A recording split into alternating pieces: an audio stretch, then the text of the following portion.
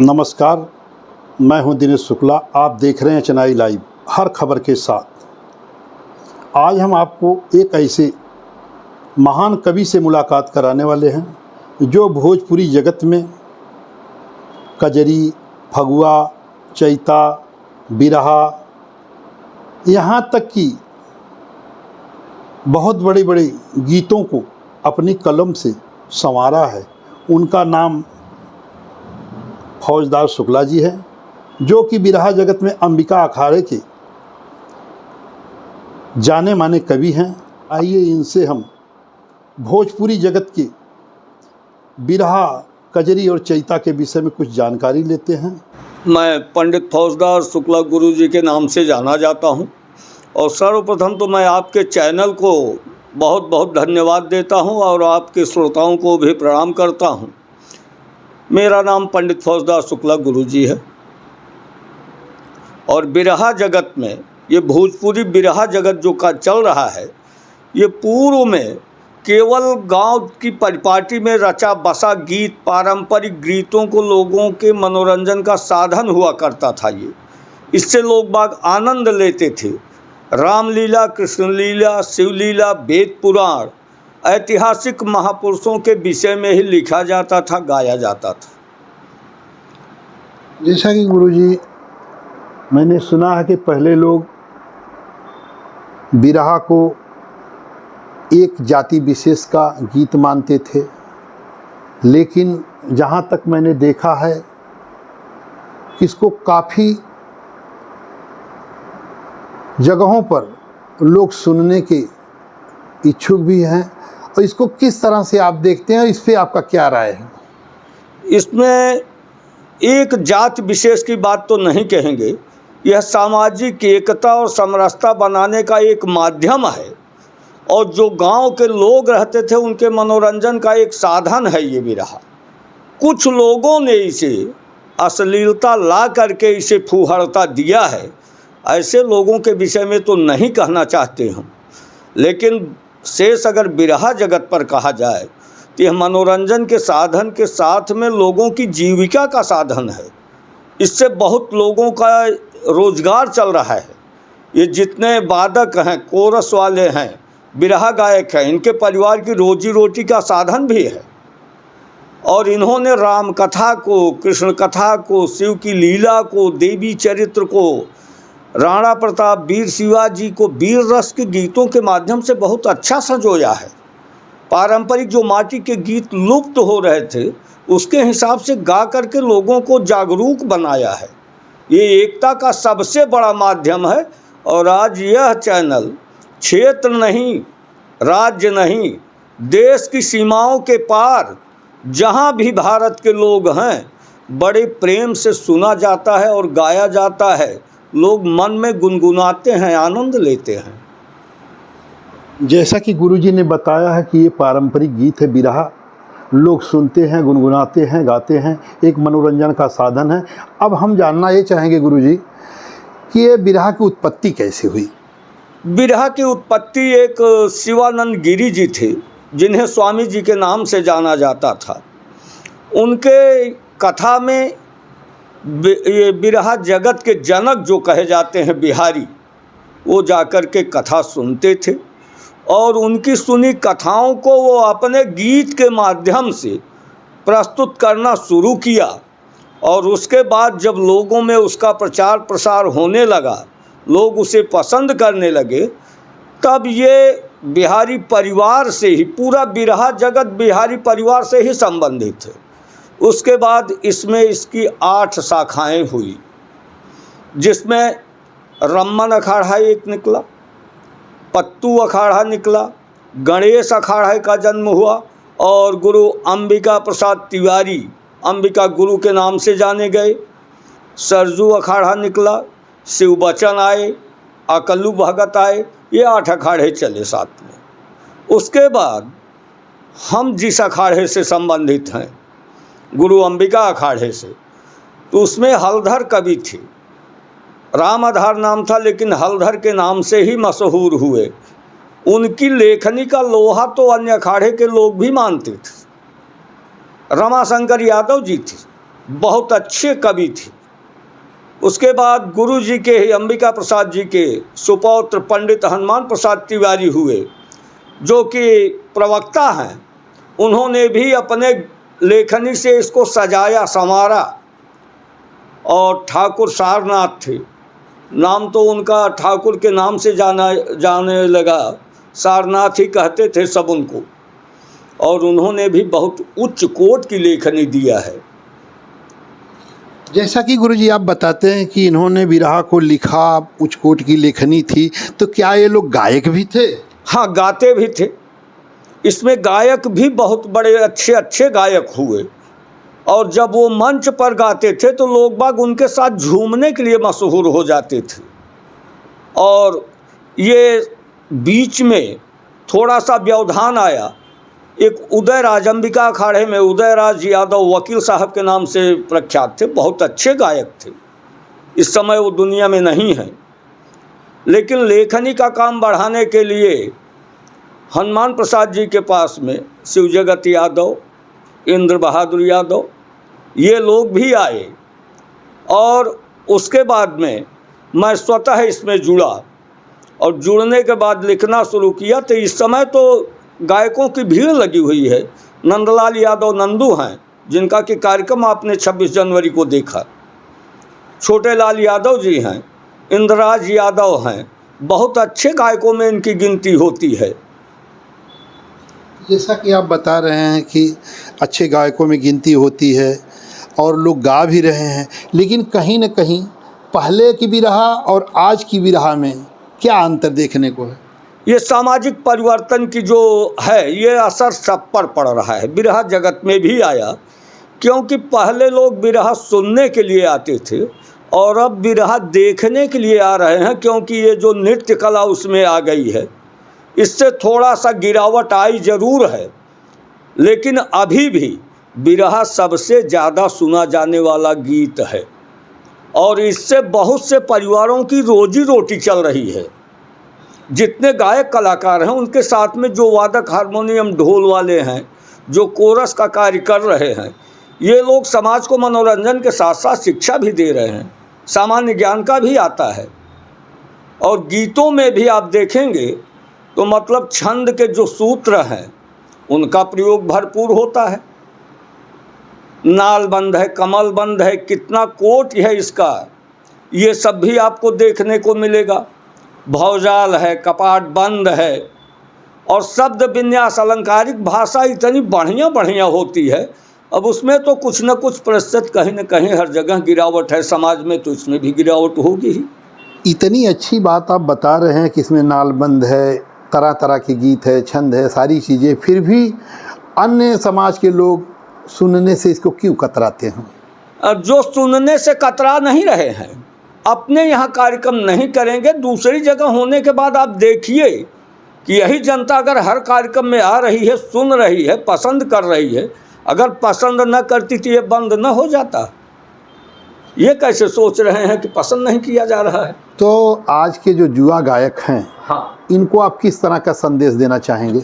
इनको हम ये कहेंगे कि अश्लीलता से जितना संभव हो उतना दूरी बनाए रखें, फुहड़ता न परोसें, कथानक को गलत तरीके से न प्रस्तुत करें। बाकी रामायण तो वही है, कृष्ण का चरित्र तो वही है, बड़े प्रेम से सुना और गाया जा रहा है। आज के गायक जितने भी हैं, बहुत अच्छे ढंग से गा रहे हैं। भोजपुरी के जितने भी सिंगर हैं, बिहार से भी हैं, सुभाष यादव हैं, सुरेश यादव हैं, हमारे अखाड़े के ही बहुत अच्छे गायक कलाकार हैं। सुनील यादव उभरता हुआ गायक कलाकार है, बहुत अच्छे ढंग से उसके गीतों को सुना जाता है। ये कैसे आप कह रहे हैं कि मतलब गिरावट आ रही है? तो जैसा कि आप बता रहे हैं कि बहुत अच्छे अच्छे कलाकार अंबिका अखाड़े में, आपके सबसे प्रिय और सबसे नज़दीकी कौन ऐसा कलाकार है कि जिसका आज समाज में, बिरहा जगत में नाम है? अब हम ये कैसे कहें कि हमें तो सभी प्रिय हैं। एक पिता को तो हर बच्चा प्रिय होता है, हमें तो हमारा हर शिष्य प्रिय है ना। हाँ, ये है कि अगर दूसरे अखाड़े के लोग मुकाबले में आते हैं तो एक चीज़ तो कहना चाहूँगा कि मेरे अखाड़े का कोई भी कलाकार दूसरे किसी भी अखाड़े के कलाकार को चुनौती देने में सक्षम है। यह चीज़ मैं दावे से कह सकता हूँ। गुरुजी, आपने जिस तरह से बताया कि आप लेखनी करते हैं, केवल बिरहा लिखते हैं, क्या आप मंच पे गाते भी हैं? नहीं, गाया तो मैं कभी नहीं हूँ, केवल लिखता हूँ। और गाने वाले लोग हैं तो मैं ही क्यों गाऊँ? मैं गाऊँगा तो अकेले गाऊँगा, और गाने वाले इतने हैं और इतने ढंग से वो अंबिका अखाड़े का नाम रोशन कर रहे हैं, तो ये तो बहुत अच्छी बात है।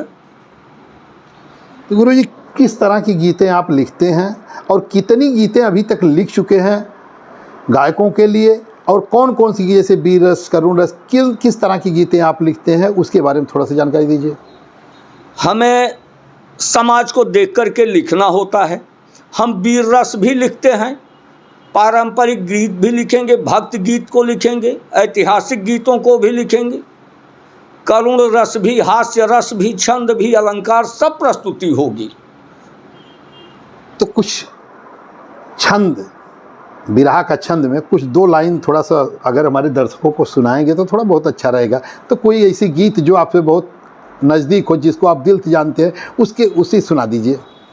अब सुनाने को तो मतलब उस भाव में मैं नहीं सुना पाता, लेकिन एक चीज़ कहूँगा कि अब जैसे 4 लाइन की शायर में है, वीर रस पर ये गाया गया था कि वीरों से पूजित धरती यह, वीरों की यही निशानी है, गिनते शेरों के दांत यहाँ, वह बच्चा हिंदुस्तानी है।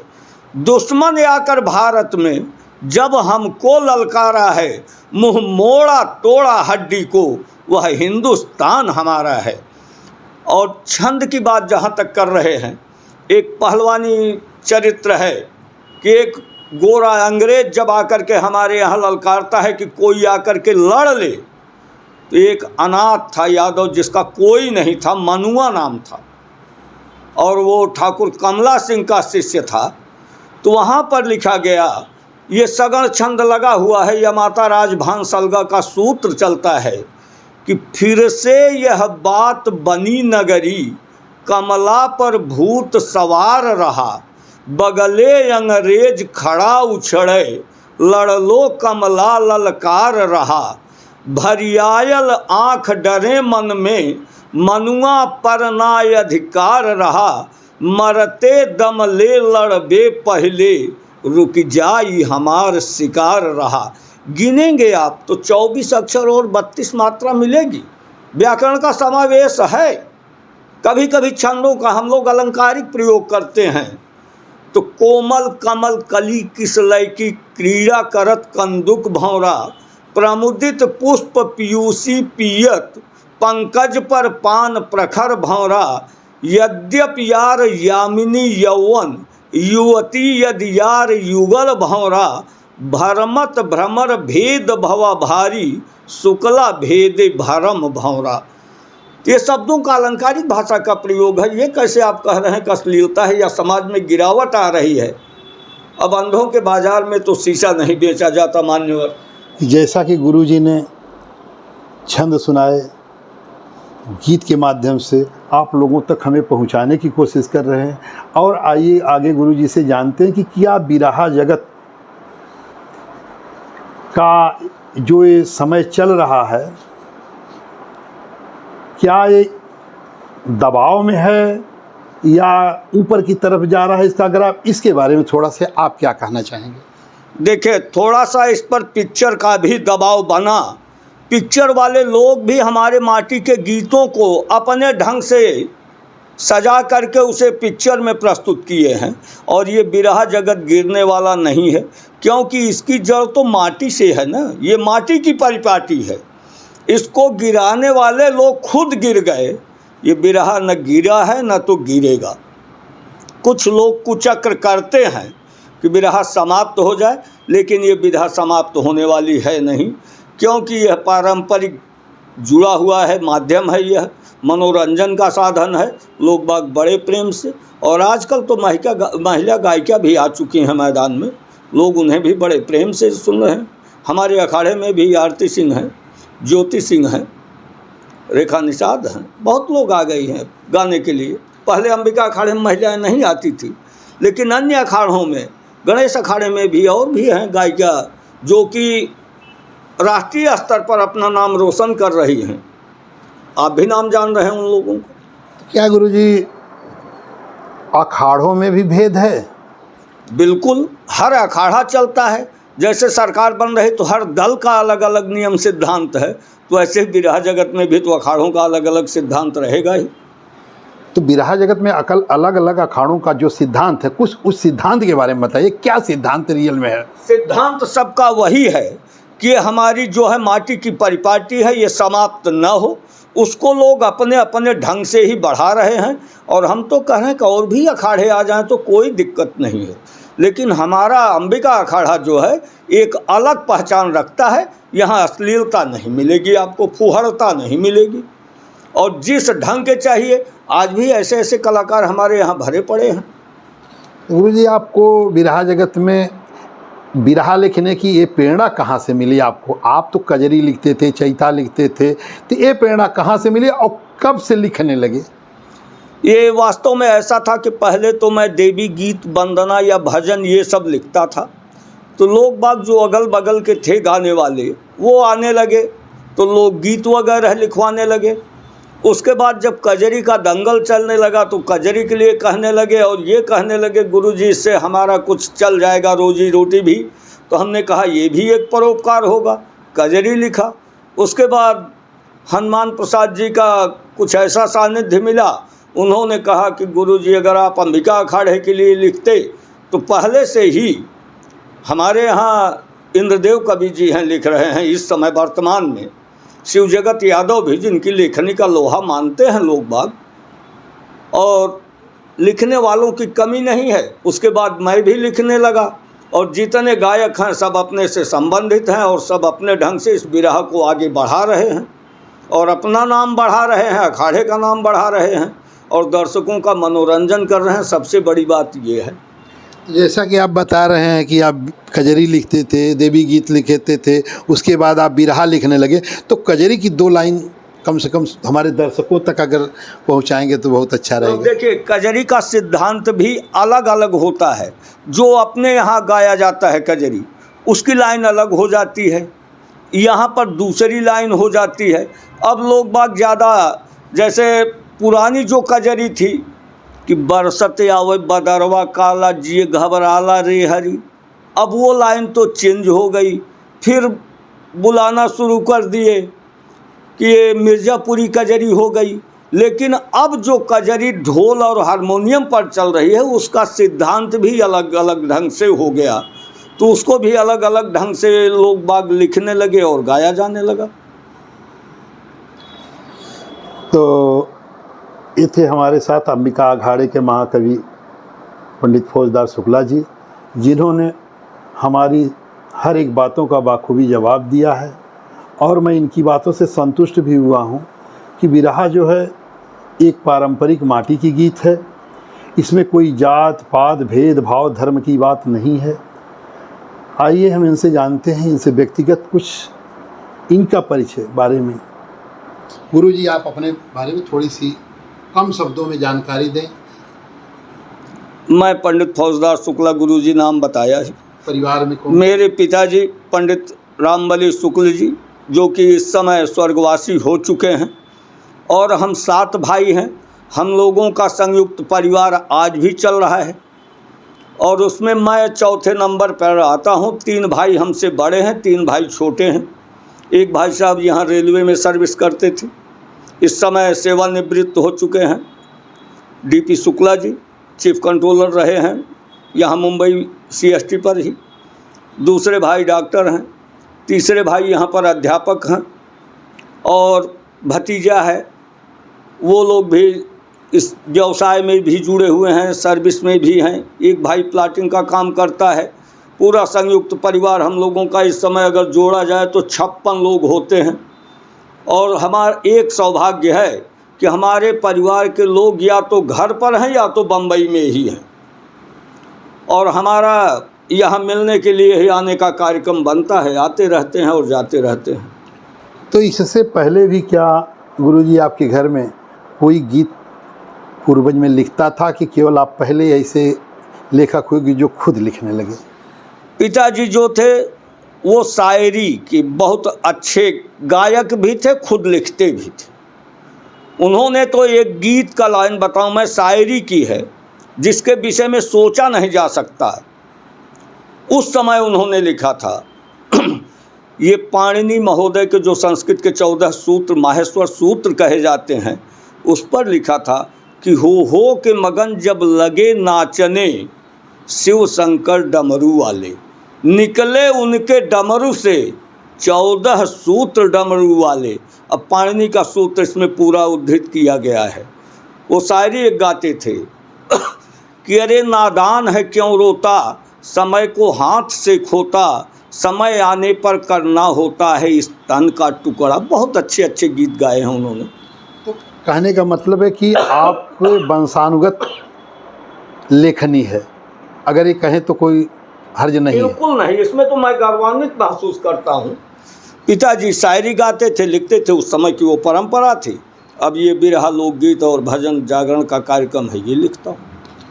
तो जैसा कि आप मुंबई आते रहते हैं, ज़्यादातर गांव में रहते हैं, गांव का अनुभव और मुंबई का अनुभव, दोनों अनुभव आपके पास है। दोनों अनुभव को एक कम शब्दों में आप बताइए कि यहाँ का अनुभव कैसा है और वहाँ का अनुभव कैसा है बिरहा जगत में। हमें तो दोनों जगह पारिवारिक ढंग से लगता है संबंध। यहाँ सभी लोगों का प्यार दुलार स्नेह सम्मान मिलता है, वहाँ भी मिलता है। यही नहीं हमारे अखाड़े की, जो अन्य अखाड़ों से भी गायक कलाकार हैं, वो भी गुरु जैसा ही सम्मान हमेशा देते रहे हैं। ये तो मैं बिरहा जगत के गायक कलाकारों का, कवियों का, ये समझिए कि आभारी हूँ। सौभाग्य है हमारा, जुड़ने का एक माध्यम बना और इससे हमें एक मंच भी मिला। मेरी बातों को समाज में पहुंचाई जा रही है और हर चीज़ का गुणगान हो रहा है। इससे क्या चाहिए। आपसे भी मुलाकात एक सौभाग्य रहा है। अब ये बताइए कि अगर बिरहा जगत से न जुड़ा होता तो शायद आपसे भी संपर्क न हो पाता। तो अभी तो एक सौभाग्य है। तो जैसा कि गुरु जी ने बताया कि बिरहा जगत में तमाम मंचों पर मान सम्मान मिलता है, जैसा यहाँ पर है उसी तरह से उत्तर प्रदेश में भी हर जगह सम्मान दिया जाता है। सम्मान के साथ गुरु जी बिरहा को लिखते हैं। अंबिका अखाड़े के एक महान कवि हैं, इनसे हमारी मुलाकात हुई, मैं भी धन्य हुआ। आप लोग देख रहे हैं चेन्नई लाइव, हर खबर के साथ थाने से समय आने वाले समय में फिर किसी ऐसे महान कवि से आप दर्शकों को मुलाकात कराऊंगा। नमस्कार।